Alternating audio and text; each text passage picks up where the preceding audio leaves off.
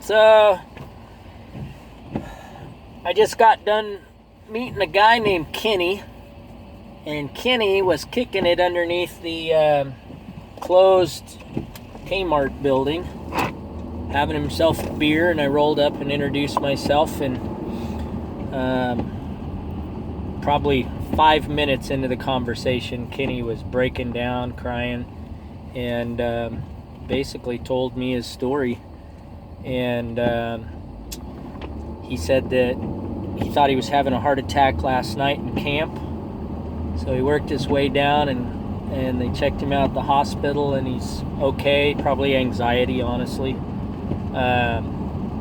been on the street about 7 months. And what was interesting, though, is we were talking, and again, they always appreciate the fact that you're giving them time.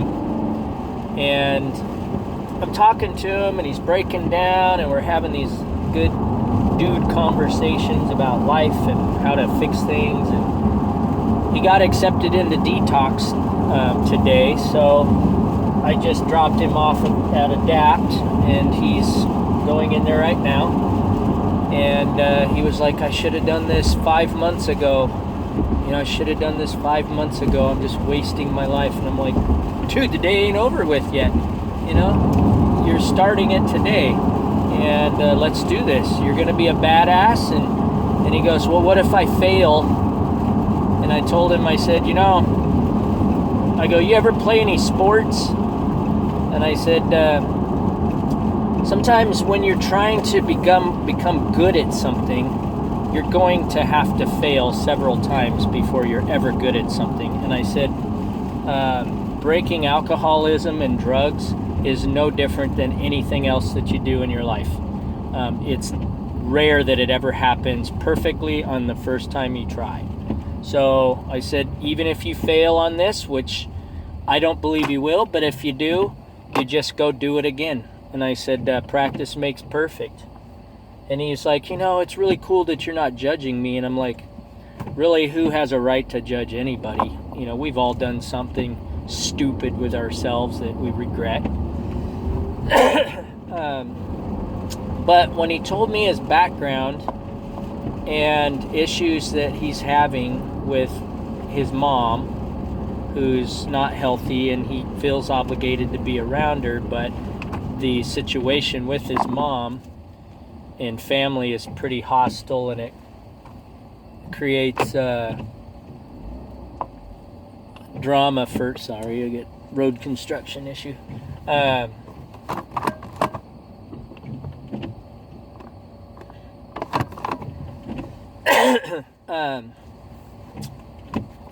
Like he said, he goes, I think I have PTSD. I've never been able to cope since I was young. And he basically told me about some issues with his father and things, growing up. And I was like, there you go, that's the core. These core issues that you can't let go are causing this alcoholism that you can't let go, because that's how you're coping with it. And I said, what you got to do is you're going to have to accept that you can't change that, at least right now, and you need to move on and concentrate on just you. And he told me about how he helped build the hospital, and he's done construction for years. And I was like, there's no reason that you can't get back on the bandwagon. I said, but I go, when I was taking pilot's lessons years ago, my instructor told me something that was really interesting, and I've put it to thought in my life. And it was, when you're flying an airplane, even if the engine shuts off or you run out of gas, it's very critical that you still fly the airplane. And I took that to heart, obviously, for flying an airplane. But it really made sense in life. Like, the bottom line is you're flying through life and everything's peaches, and then all of a sudden your stupid motor just shuts off or some random crazy thing happens. You're not going to live if you don't continue to fly the plane. And really what it boils down to is you have to keep your head on straight. You have to not do drugs. You have to not do stupid stuff, because that point of your life is the most critical to be the most focused you can be, and you have to fly the stinking airplane and land it. And once you land it, you can refuel, fix the problem, and get going again. But if you fall apart and lose your brain while you're flying this plane that has no engine, or your life that's sucking wind, you're going to fail. So it's really critical to keep your head on straight.